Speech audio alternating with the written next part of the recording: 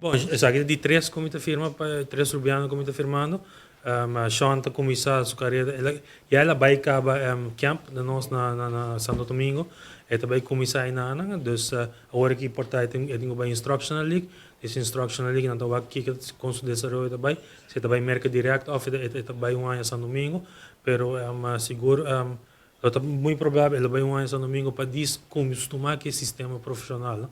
Mas agora ele foi outro sistema que pode na rua sistema de training turcos dus ele quer se ele vai passar depois gewoon seguir subir trap e teoria dia eventually que eu poder apoiar grandes ligas. Queria o que não ku ja contract kai pasi sinan sindi mas relax koni anto ja me prepara para vida profissional de beisebol que não.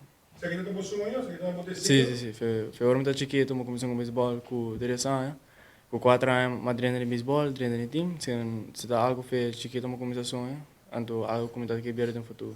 Foi minha vida muito para Blue Marlins, anto na última muito para Slugger sabe, para Grasshopper, anto ja, ook nam de rol, pero de futuro vamos a cuting eigenlijk.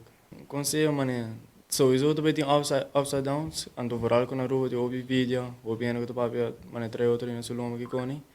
Lo que precabes con la cena, así lo que abu gusta. En porta baseball, porta estudio, porta anything. É just, se não vou sonhar, vou fazer tan. Assim na realidade. A Aruba tem talento, tem mas que também segue Sean, me te quer tem pari bom guy que também bem de na aqui, e nós tem pari bom guy firma também que na Aruba acaba, onde não tá para com nós, que tá Antoine Kelly, que tá na América, também tá fazendo bom trabalho. Então Aruba tá sacando pitcher back.